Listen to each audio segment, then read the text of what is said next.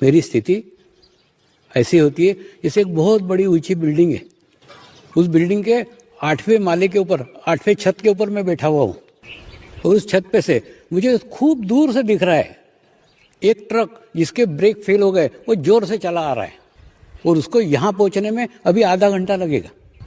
लेकिन उसी बिल्डिंग के नीचे मेरे बच्चे गिल्ली डंडा खेल रहे हैं, तो क्या मैं चुप बैठा रहूं? मुझे दिख रहा है वो ट्रक इसी रास्ते से गुजरने वाले हैं और यहाँ दुर्घटना हो सकती है, यहाँ एक्सीडेंट हो सकता है।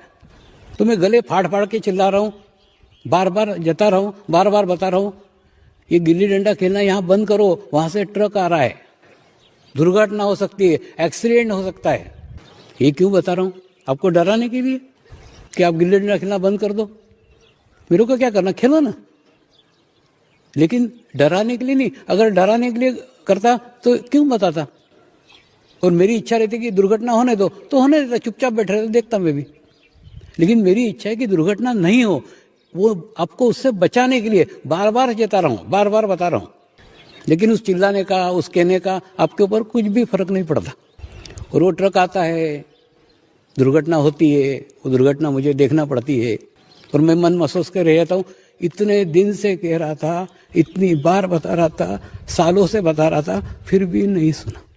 मेरे प्रत्येक महाशिविर में मैंने बार बार बताया था कि स्त्रियों की तरफ देखने की तुम्हारी दृष्टि बदलो। अगर स्त्रियों को देख के तुम्हारे मन में बुरे विचार आ रहे हैं तो एक चोर की कुंडलिनी जागृत हो सकती है, तुम्हारी नहीं। क्योंकि चोर की तो नाभि चक्र पकड़ा है, तुम्हारा मूलाधार चक्र ही पकड़ा हुआ है। तो एक चोर की कुंडलिनी जागृत हो सकती है, आपकी नहीं। प्रत्येक महाशिविर में बताया, बार बार बताया, घड़ी घड़ी बता रहा था। क्यों बता रहा था? इसलिए बता रहा था कि वो दुर्घटना आपके साथ न हो। जो आज हो रहा है इसकी पूर्व सूचना कितने साल पहले से बताई थी।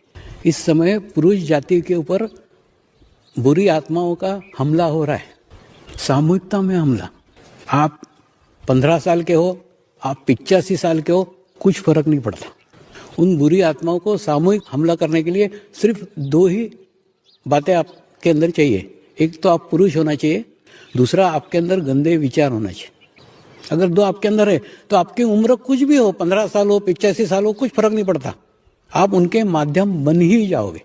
जैसे मैं बताता था ना कि एक शराबी है, वो कभी कभी शराब पीता है, रोज नहीं पीता, कभी कभी कंपनी देने को एक आधा पैग लगा लेता है।